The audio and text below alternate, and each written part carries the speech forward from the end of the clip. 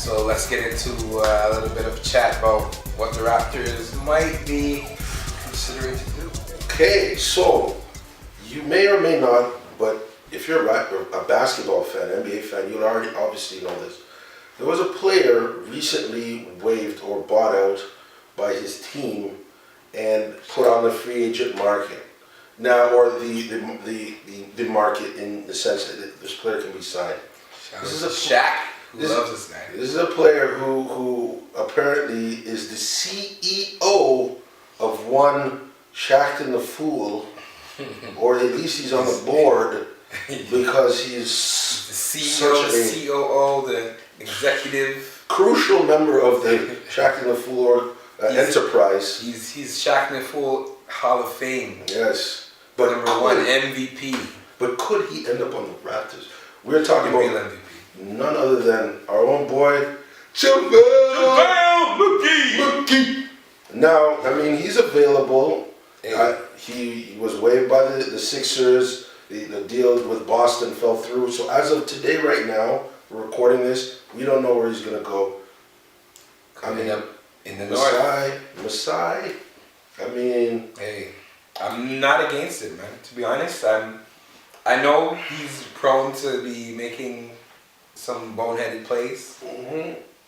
But I mean, I've always loved his potential. Oh yeah.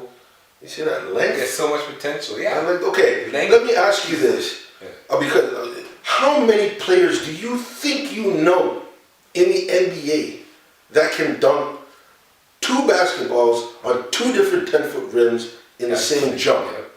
Same time. I mean, I can think of one. His name is JaVale McGee. Yeah. Maybe Rudy Gobert, but yeah, he looks like he has the ups and the athleticism to do it, but maybe not the creativity. JaVale McGee's the guy.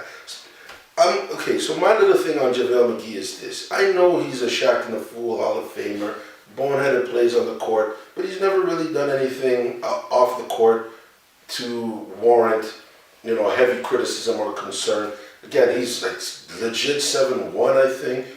Arms to the heavens, and that type of a shot blocking presence in a reserve role or in a role complementary to JV could be so effective, and especially considering how challenged their defense has been in the past. Obviously, there's going to be a period where you'd have to adjust to the Raptors locker room, but you envision him coming off the bench behind JV. Yeah. You envision something like that.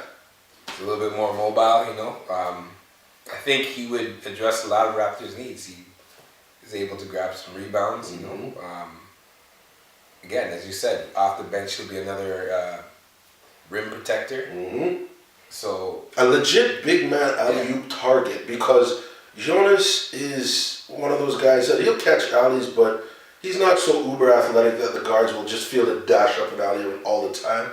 And I mean, Amir can finish alleys every once in a while, but you have a target as long and as athletic as JaVale McGee. Yeah. If you're a Kyle Lowry, you come off a screen. Yeah. Grievous, exactly.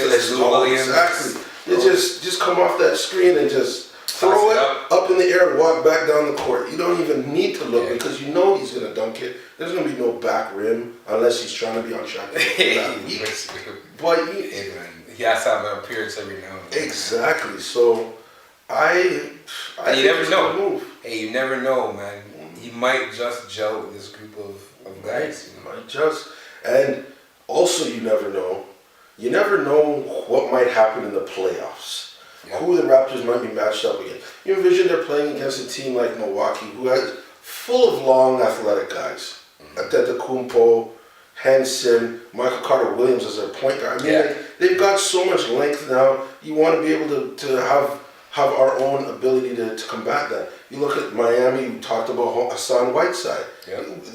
I love Jonas, but having JaVale McGee as well would be something that would give us a lot of confidence. Yeah, just another body that we can put in during different situations, help us out in the D, Yep.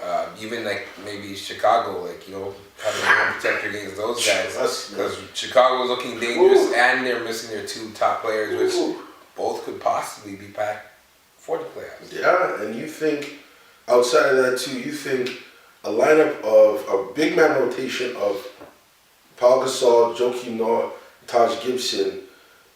That's pretty stacked. Yeah. We all know this. Gibson is basically a starter that's on the bench, and we all know what Gasol and Noah bring to the table. Yeah. I mean, again, love JV, keep doing your thing, but and I love Amir. And you need keep doing his insurance. thing, but you do need insurance.